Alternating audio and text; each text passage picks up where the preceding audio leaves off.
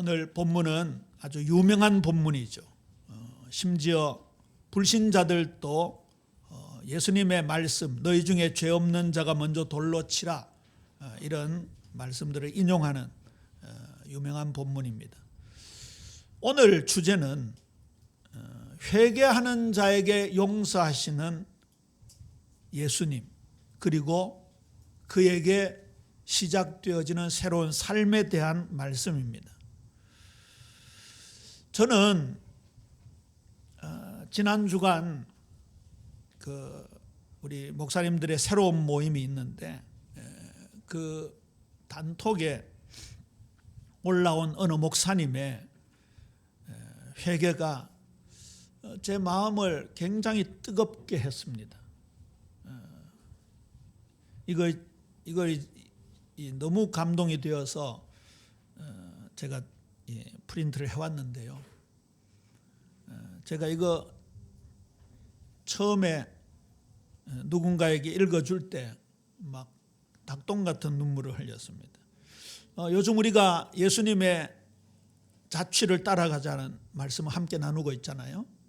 예수님은 틀림없이 이 땅에 오셔서 내가 아버지로 말미암아 사는 것처럼 너희들은 나로 말미암아 살아가리라 했고, 베드로는 틀림없이 우리가 예수님의 그 발자취, 그 궤적을 따라가야 된다, 그 십자가의 도, 제자의 길을 걸어가야 된다, 그런 말씀을 함께 나누는 중에 이 예수님의 고난받으시는 모습을 이 목사님은 이렇게 고백하고 있습니다. 제가 읽어드릴게요. 저는 예수를 십자가에 못 박으라고 소리치는 무리였습니다. 저는 로마 군병이었습니다. 가시면류관을 그분의 머리에 사정없이 눌러 씌우고 온 힘과 기술을 사용하여 그분을 채찍으로 때리고 옷을 벗기고 홍포를 입혀 그 앞에 허리를 숙이고 쳐다보면서 왕이여 평안하소서 비아냥대며 조롱했습니다. 지친 그분께 가로목 중 제일 무거운 것을 골라 지게 하였습니다. 무거운 나무를 지고 비틀거리실 때 냅다 발로 차서 쓰러뜨리던 군병이었습니다. 그의 두 손과 발에 굵은 대목을 힘차게 박던 그 군병이 접니다. 거칠게 십자가를 세우던 군병이 접니다. 그의 옷을 찢어 나누어 가지며 좋아하던 군병들 중 하나였습니다. 그의 속옷을 제비 뽑아 갖게 되었을 때 기뻐하며 만족하던 그 군병이 저입니다.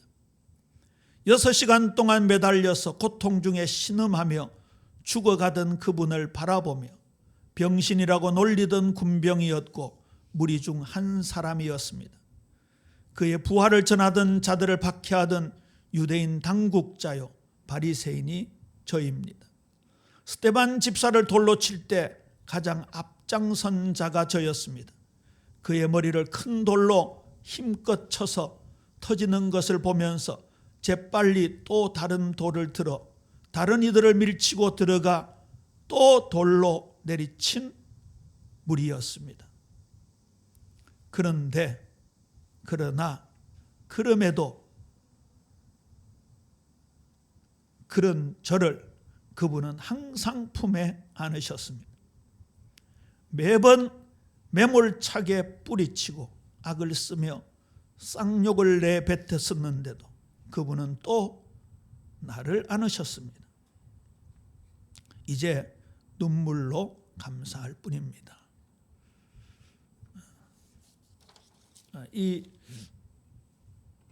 회개의 고백이 얼마나 제 마음을 울리고 또 요즘 주님의 삶과 동행하고자 하는 제 마음에 더욱 불을 붙이는 그런 귀한 고백이었습니다.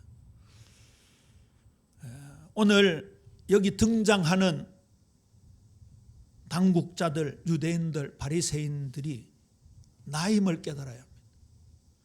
현장에서 간음하다가 잡힌 여인이 나임을 깨달아야 합니다. 예수님의 이 땅에 오신 목적 자체가 내가 의인을 부르러 온 것이 아니요 죄인을 불러 회개시키러 왔노라 하셨습니다. 예수님께서 베드로와 또 다른 제자들이 처음 물고기 잡는 현장에 나타나셨습니다. 갈릴리 바다 그 뭇에서 그들의 배를 빌려 조금 물 쪽으로 띄우시고 그 배 위에서 뭇에 있는 군중들을 향해서 말씀을 전하셨습니다. 성경은 무리들을 가르치셨다고 하셨습니다. 말씀을 마치시고 그 어부들에게 깊은 데로 가서 그물을 내려라.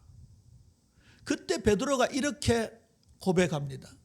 우리가 밤이 맞도록 수고하였으나 잡은 것이 한 마리도 없지만 말씀에 의지하여 그물을 내리리이다. 그 사이에 엄청난 변화가 있었겠죠.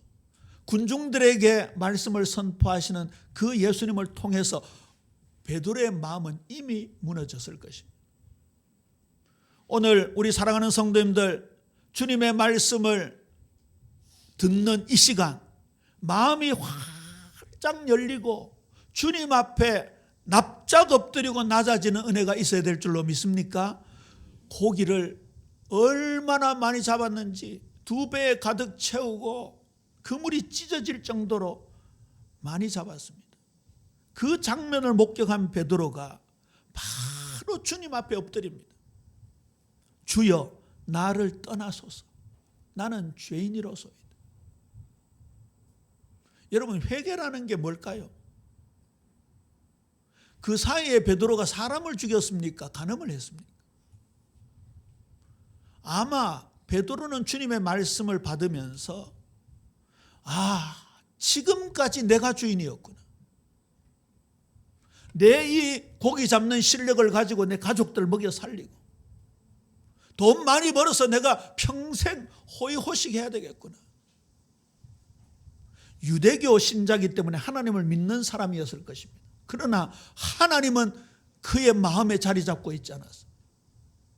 저와 여러분은 어떻습니까? 예수님을 통해 하나님의 자녀가 되고 하나님을 섬긴다, 찬양한다, 예배한다, 그분께 영광을 돌린다고 하지만 그 하나님이 우리의 얼마나 많은 부분을 차지하고 있습니까? 베드로는 그걸 깨달았던 겁니다. 주여, 나를 떠나소서. 나는 죄인이로소이다. 그 중심을 보신 예수님께서 베드로야, 나를 따라오너라. 내가 너희를 사람을 낚는 어부가 되게 하겠다. 얼마나 귀하게 쓰임을 받았습니까? 삭개오라는 사람이 있었습니다. 세리였습니다. 세리는 당시의 죄인의 대표격이었습니다. 이 삭개오는 키도 평균보다도 훨씬 더 작았던 것 같습니다. 당시 예수님께서 기적을 베푸시면서 팔레스틴을 다니실 때 육신적으로 말하면 스타하셨잖아요. 엄청난 기적을 행하시면서 다니니까 군중들이 몰려다녔습니다. 삭개오도 그 수많은 군중 속에서 예수님 얼굴이라도 한번 보려고 까치발을 하기도 하고 아무리 펄쩍펄쩍 뛰어도 그 군중들 틈에서 예수님을 찾지를 못했습니다. 그래서 가까운 나무 위로 올라갔습니다. 옛날 성경에는 뽕나무라 그랬는데 지금은 돌무화과 나무라고 그렇게 되어 있죠. 어쨌든 우리가 오랫동안 뽕나무에 익숙해 있으니까 뽕나무에 올라갔습니다. 그때 수많은 사람들을 제쳐두고 예수님께서 그에게 다가오셔서 그를 지목해서 부르셨습니다. 그때 삭개오가 뭐라고 고백합니까? 주여, 보시옵소서. 내 소유의 절반을 가난한 자에게 주겠사오며 만일 누구의 것을 속여 빼앗은 일이 있으면 네 갑절이나 갚겠나이다. 여러분, 이게 회개입니다. 이게 많은 사람들에게 구제했기 때문에 구원을 받았다가 아닙니다. 삭개오에게 있어서는 그동안의 주인이 돈이었습니다. 만몬이었습니다. 삭개오는 여러분 아시다시피 대부분의 재산이 부정축제한 겁니다. 남의 것을 갈취한 겁니다. 세무 공무원이었습니다. 예를 들어 은 장로님 댁에 10만 원 세금이 나오면 십자에다가 이렇게 적어가지고 40만 원을 고지를 합니다. 그리고 30만 원 자기 착보하고 10만 원은 로마 당국에 바칩니다. 대부분 당시의 세리들이 그랬습니다. 그러니까 세리만 나타나면 유대인들은 죄인이라고 불렀습니다. 자, 예나 지금이나 공무원들은 쥐꼬리만한 월급입니다. 그러니까 그의 재산은 대부분 그런 갈취한 재산입니다. 자, 그 재산 중에 예를 들어 10억이 있다 치면 5억을 가난한 자에게 나누어주고, 그 다음에 나머지 누군가에게 토색한 거, 사기친 거 있으면 4배나 갚겠다. 우리 장로님 집에 30만 원을 갈취했습니다. 그러면 얼마 줘야 된다는 얘기요? 120만 원 줘야 된다. 1년 따지면요 1200만 원, 1500만 원 주겠다 그 말입니다. 결국은 자기 재산 다 버리겠다 그 말입니다. 내게 그동안 주인이었던 만몬, 물질을 나는 버리고 오늘부터 예수님 당신을 내 삶의 주인으로 모십니다라는 회개의 고백이었습니다. 예수님이 그에게 이렇게 말씀하셨습니다.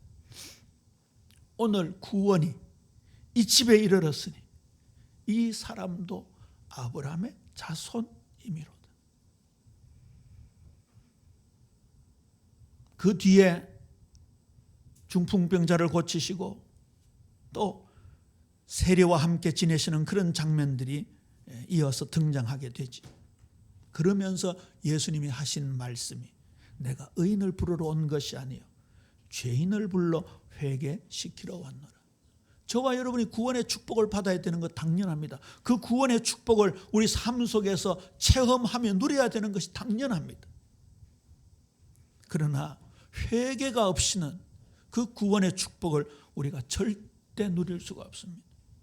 왜 예수님은 이 땅에 처음 등장하셔서 첫 공생의 일성이 때가 찼고 하나님 나라가 가까웠으니 회개하고 복음을 믿으라, 회개하고 복음을 믿으라 말씀하셨을까요? 사형리 브릿지해와 구원의 길 따라 그리고 물리적으로 요식적으로 고백하는 것이 진정한 영접이 아닙니다. 오늘 회개라는 단어를 헬라어로 적어뒀죠. 이거 썩 어려운 단어가 아닙니다.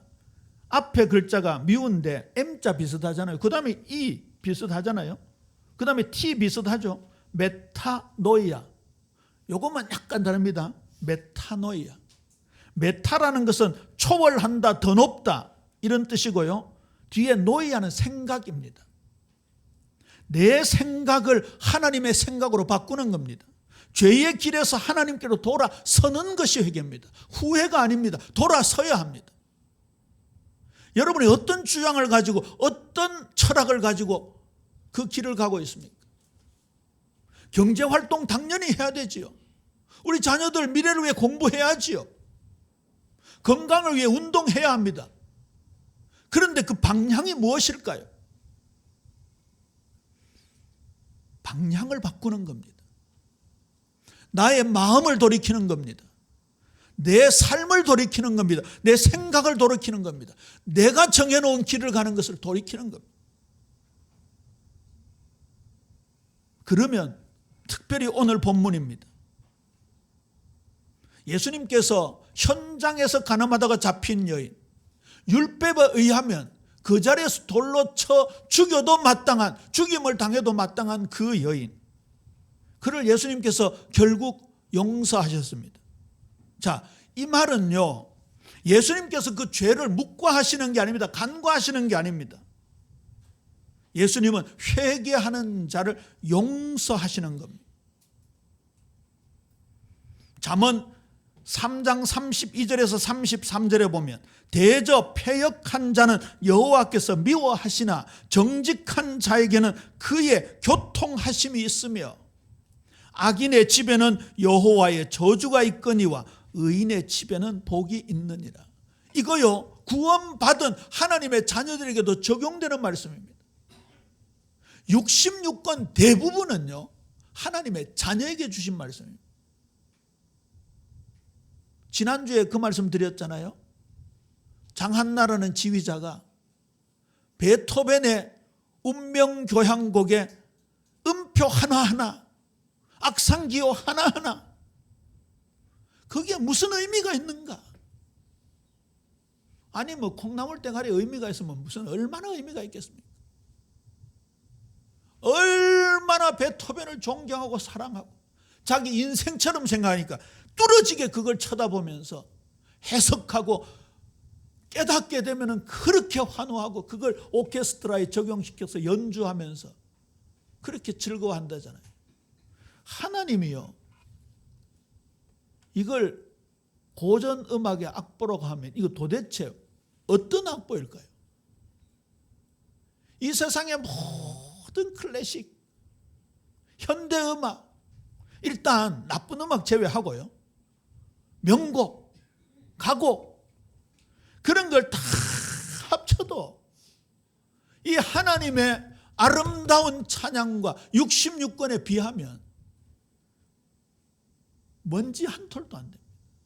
그러면 이 66권 하나님 우리에게 주신 이유가 무엇일까요? 말씀 사랑하는 은혜가 있게 되기를 주님의 이름으로 축원합니다. 여기에 우리 인생의 길이 다 담겨 있습니다.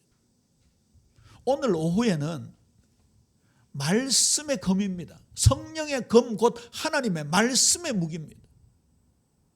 이게요, 우리를 안팎으로 공격해 들어오는 어둠의 세력을 물리치는 거고요, 우리의 삶의 분명한 잣대가 되어지는 것이죠. 그러니 이런 말씀 하나하나 기억해야 합니다. 조금 연배가 있으신 분들 전도연 주연 영화 밀양을 기억하십니까? 거기 어떤 장로가 이 주인공 전도연의 아들을 죽이잖아요. 영화가 기니까 소개하면 시간이 많이 가고요. 어쨌든 너무 아들을 잃은 그 아픔이 극에 달해서 온갖 방법을 다 취해보다가 교회를 가잖아요. 하여튼 뭐 찬양하면서 막 기도하면서 그 장면이 꼭 뭐 방언 기도하는 것 같더라고요. 막 벌벌 떨면서 은혜를 받았어요. 그래서 저 아들을 죽인 범인을 용서해야 되겠다고 교도소에 면회를 가잖아요. 근데 그 장로가 뭐라 합니까? 하나님이 날 이미 용서하셨다. 여러분 그거 아닙니다. 회개해야 용서라는 말씀이 있습니다. 오늘날 많은 기독교인들이 그 밀양 영화의 장로처럼, 여러분 그 영화는 우리 대구 출신의 이창동 감독이라고 해요. 극사실주의 감독입니다. 그 영화 속에 구역 예배 보면요, 꼭 우리 구역 예배처럼 그 약사 선생님이 복음 전한 건 꼭 무슨 구원의 길 그린 것처럼 그렇게 전합니다. 영화가 아니고 거의 실제처럼요. 그런데 실제 그런 사람들이 많습니다. 어쩌면 우리가 그런 모습을 띠고 있는지 모릅니다.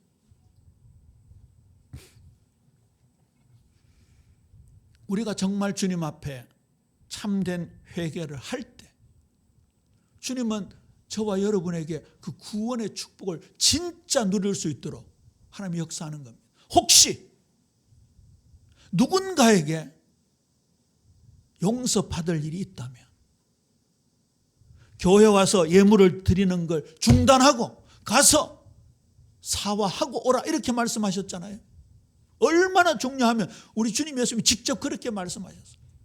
여러분에게 뭔가 앙금이 있다면, 제가 일전에 새벽기도 때 찰스 피니의 로마서 설교집 속표지에 있는 말씀을 전달해 드렸습니다. 굉장히 의미가 있는 말씀이죠. 아무도 회심시키지 못하는 설교 방법. 제가 이거 신학교 다닐 때 산 책인데요, 최근에 다시 꺼내보면서 다시 마음에 다짐이 되더라고요.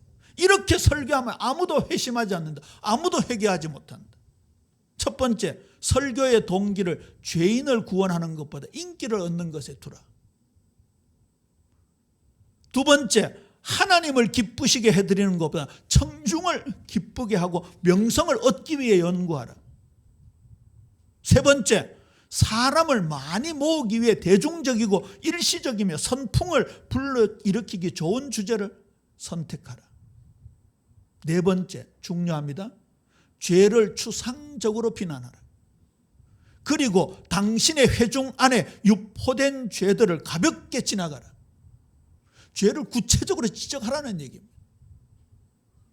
10계명에 의거해서 내가 범하고 있는 게 없는가 살펴보아야 합니다. 다른 사람을 지적하는 손가락에 나머지 세 개는 나를 지적한다. 자주 말씀을 드리지요. 덕의 사랑스러움과 천국의 영광에 대해서만 설교하고 죄의 죄됨에 대해서 설교하지 말라. 결석한 자의 죄만 책망하고 출석한 자들은 자신에 대해 만족하도록 만들어서 그들이 설교를 즐기게 하고 마음이 상해서 돌아가게 하지 말라.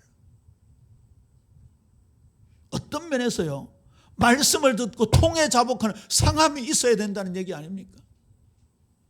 나 오늘 주님께 안 들켰어. 목사님께 안 들켰어. 오늘 예배 즐거웠어.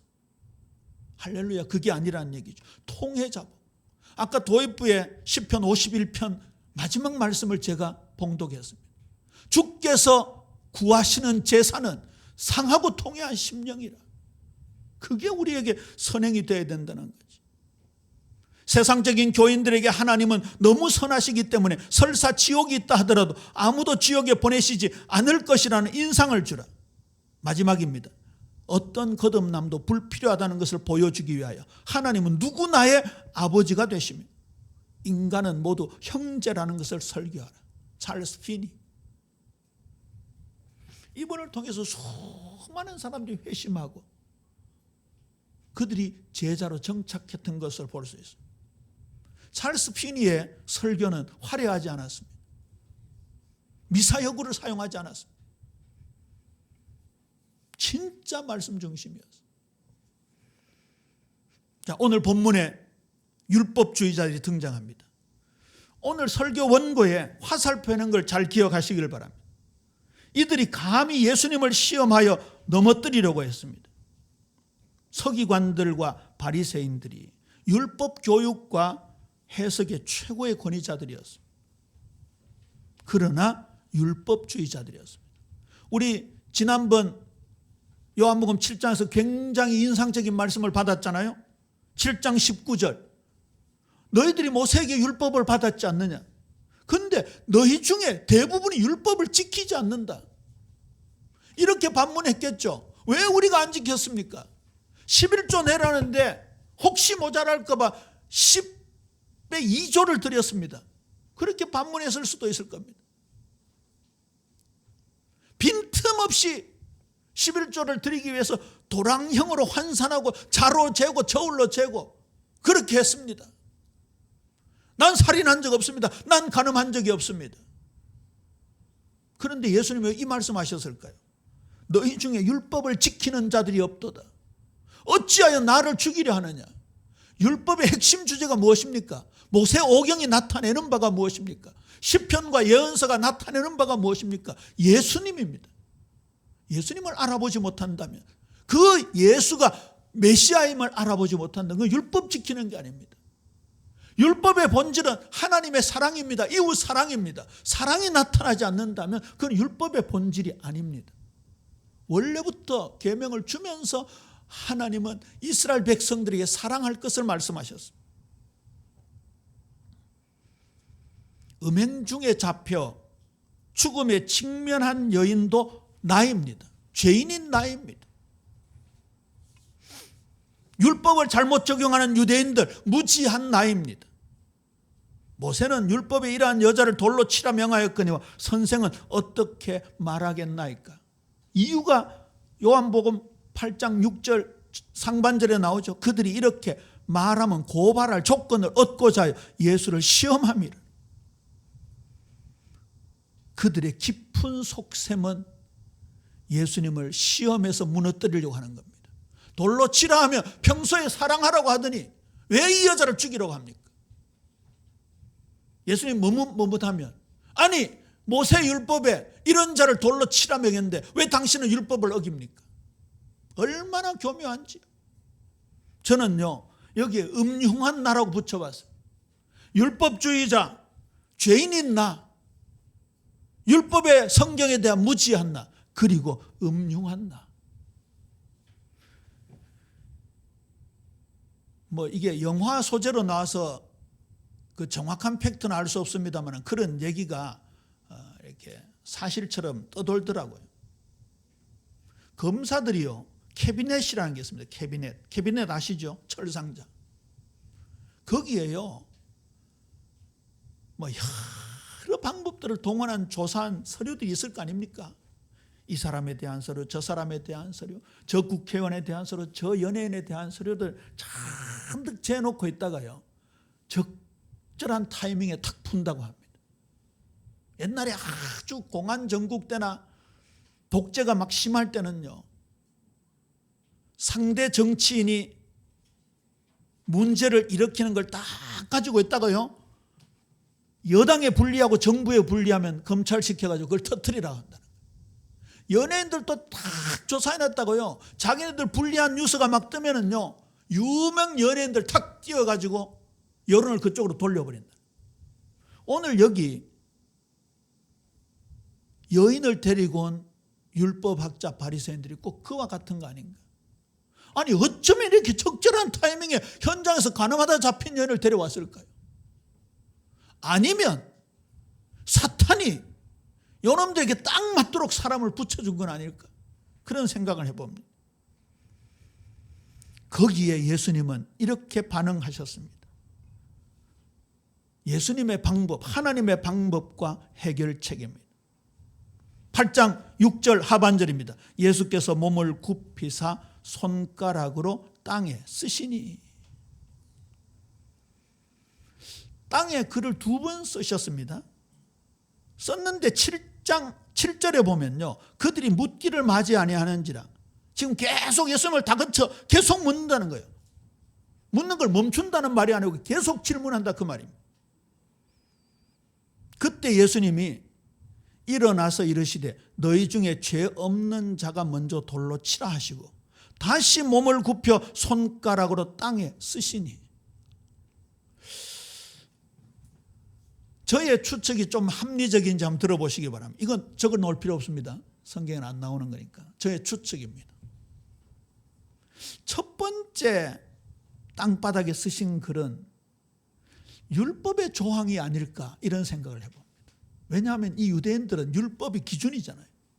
그러니까 율법의 어느 조항을 이렇게 쓰셨는데 그게 특정한 율법의 조항이 아니라 각자에게 딱 해당되는 아주 약점을 딱 노리는 그런 율법 조항을 쓰지 않았는가. 예를 들어서 간음하지 말라 적었단 말이에요. 또 어떤 이에게는 그게 살인하지 말라로 보이는 거예요. 어떤 이에게는 도둑질하지 말라고 보이는 거예요. 그러니까 이 사람들이 나는 간음 안 했다, 나는 살인 안 했다, 나는 도둑질 안 했다. 그래서 예수님이 지금 집요하게 다시 묻는 거예요. 그때 예수님이 너희 중에 죄 없는 자가 먼저 돌로 치라 하시고 2번째 글을 쓰십니다. 저는 이 2번째 글이 뭘까 한번 옛날 어릴 때부터 생각했습니다. 나만 알고 있는 죄, 그 율법 조항 앞에 나는 죄 안 지었다라고 하는데 아무도 모르는 비밀스러운 나만 아는 죄. 딱 보니까 너 1977년 4월 8일 제가 고등학교 1학년 때입니다. 뭐 훔쳐 먹었지. 너 언제 바람 피웠지? 너 언제 사람을 미워했지? 그게 탁 떠올랐을 거 아닌가. 제가 이런 상상을 어릴 때부터 해봤는데 이번에 여러 주석들을 살펴보는 가운데 고대 사본에 이 성경에 여러 사본이 있습니다. 원본이 있고 베껴서 쓰는 걸 사본이 하는데 고대 사본 중에 어떤 사본에는 각자의 죄목을 기록했을 것이다. 그렇게 한 곳도 있더라고요. 그러니까 저의 상상이 얼추 맞겠죠. 어떻습니까? 숨길 수 있는 죄악이 있습니까? 없습니다. 로마서 3장 10절이죠. 의인은 없나니 하나도 없습니다. 우리는 다 치우쳐 한 가지로 무익하게 돼요. 설사 율법을 어긴 적이 단 한 번도 없는 갓난 아이라도 원죄를 가지고 태어났어요. 아담의 죄를 가지고 태어났어요.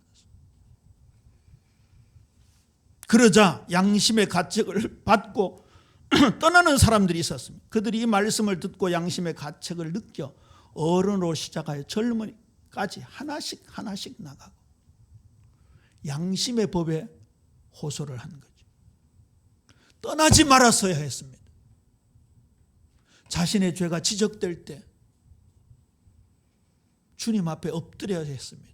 그러나 그들은 떠나고 말았습니다. 유명한 구절이죠. 8장 9절 하반절. 오직 예수와 그 가운데 섰는 여자만 남았다. 이 구절이 한 번 더 나옵니다. 마태복음 17장에 예수님 변화산에 올라가셨을 때 모세와 엘리야가 너무나 화려하게 너무나 빛나는 모습으로 변화되고 예수님도 변화되셨습니다. 그때 이 나대기를 좋아하는 베드로가 우리가 여기 있는 것이 너무 좋겠습니다. 초막셋을 지어가지고 하나는 주님을 위하여, 하나는 모세를 위하여, 하나는 엘리야를 위하여 지어서 여기서 천년만년 살고 싶습니다 하니까 갑자기 하늘에서 구름이 덮이면서, 구름은 하나님의 영광의 임재를 상징합니다. 갑자기 구름이 덮이면서 오직 예수만 남았더라. 우리 예비인 모든 성도님들에게 오직 예수만 남게 되기를 주님의 이름으로 축원합니다. 그래서 오늘 제목이 오직 예수와 그 여자만 남았더라입니다. 여기에서 예수님은 해방을 선언해 주십니다. 예수께서 일어나사 여자 외에 아무도 없는 것을 보시고 이르시되 여자여 너를 고반하던 그들이 어디 있느냐? 너를 정죄한 자가 없느냐? 대답하되 주여 없나이다. 예수께서 이르시되 나도 너를 정죄하지 아니하노니 가서 다시는 죄를 범하지 말라 하시니라. 굳이 예수님의 음성에 높낮이를 따진다면 율법을 가지고 그 여인을 정죄하고 죽이려고 달려들던 그들에게는 주상 같은 목소리로 너희 중에 죄 없는 자가 먼저 돌로 치라 그렇게 말씀하셨다면 이 여인에게는 너무나 다정한 목소리로 그렇게 하지 않았겠어요? 이미 그 장면을 보고 있는 여인이었습니다. 내가 오늘 죽을 수밖에 없구나. 죽는 자리구나. 그들이 떠날 때 어쩌면 그인도 도망가서야 할지도 모르. 그런데 예수님의 사랑, 예수님의 큰 가슴이, 그 평안한 풍성함이 이 여인을 봄눈 녹듯이 녹게 만들었어요. 주여 없나이다. 나도 너를 정죄하지 않으니 가서 다시는 죄를 범하지 말라. 나도 너를 정죄하지 않으니. 여러분 꼭 기억하셔야 됩니다. 우리 주님 예수님은 죄를 간과하시거나 묵과하시는 게 아닙니다. 회개하는 자에게 용서하십니다. 그리고 새로운 삶으로 초대하십니다.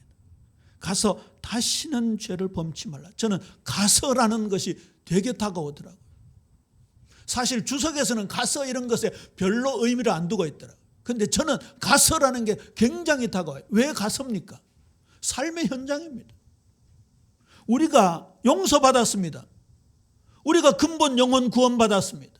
우리가 십자가의 사랑 그 보혈의 능력이 흐르고 있습니다. 지난 주일 생수의 강 말씀 나누고 계속 새벽부터 수요일까지 이 생수의 강을 어떻게 흘려보낼 것인가? 그게 맞잖아요. 성전된 우리 몸에서 에스겔서 47장에 성전 동편에서 스며 나온 물이 온 세상을 살리는 것처럼 내게서 그리스도의 보혈의 피가 그 생수가 흘러나서 우리 주위를 살려야 되잖아요. 가서 매주일 말씀 받으면서 우리 사랑하는 성도님들 이 말씀이 삶의 현장에서 심기워지고 싹이 나고 가지가 뻗고 겉비어지고 열매 맺는 그런 귀한 삶 살게 되기를 주님의 이름으로 축원합니다. 말씀을 맺습니다. 용서받은 이후의 삶입니다.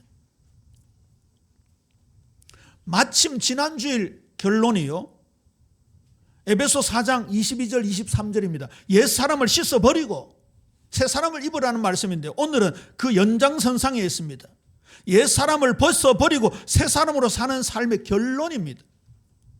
에베소 4장 31절 32절입니다. 너희는 모든 악독과 노함과 분냄과 떠드는 것과 비방하는 것을 모든 악의와 함께 버리고 서로 친절하게 하며 불쌍히 여기며 서로 용서하기를 하나님이 그리스도 안에서 너희를 용서하심과 같이 하라.